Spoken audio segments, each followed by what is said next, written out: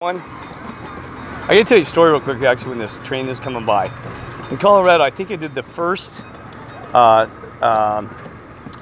train robbery that actually paid the kids and the children and passengers. Yeah, in Durango, Colorado, I'd set up beforehand that I went in and it's hilarious. I went and talked to the conductor. They have these old coal steam trains, right? And people spend like $190 to $200 to ride tickets. And they go way back into Durango and Silverton. So Durango Silverton Railroad, right?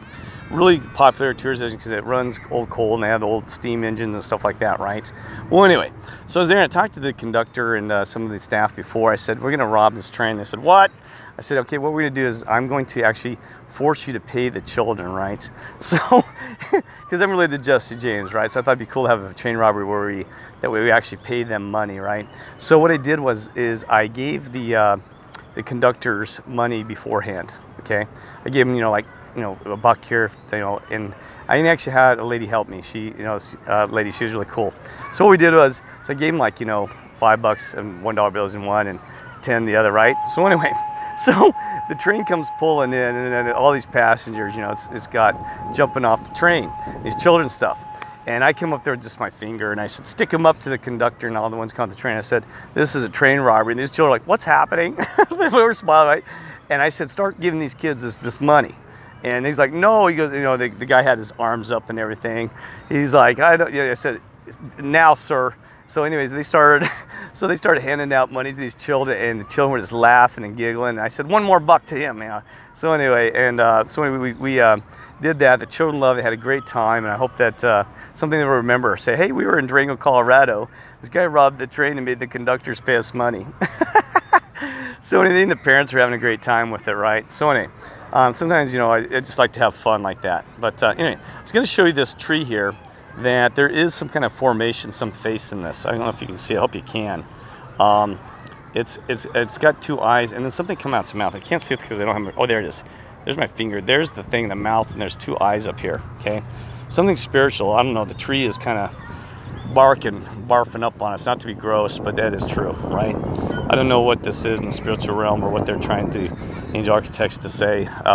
Maybe you went barking up the wrong tree, right? Think about that saying. Maybe you went bark. This spirit is, the spirit's just sort of saying, no, don't go barking up the wrong tree, right? Choose a tree that's strong, sturdy, full of life, love, versus one that's dead, broken branches. Those can be people in your life. There can be many things in the spiritual world and stuff like that.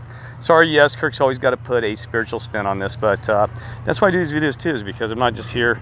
There's a ton of, I want the real spiritual life and the real things like that, versus just, another day-to-day drama. We've had enough of that in our history. You can read in history books and people's lives. We need more about the spiritual world, how we can tie those together, the spiritual world in this flesh, and combine it into one, right? Because, so we can finally bring those two together. So I'm going to try to zoom in here again and see if you can see that. I hope you can. I'm going to try contrast as well. There you go. Hope I didn't over contrast it. I just can't see what I'm saying. Sometimes I can't, but I hope you can see that. Okay. So don't go barking up the wrong tree, right? I'll move over here a little bit even, so maybe a different angle. Let's see, maybe right in there. I hope you can see that. I'll do this.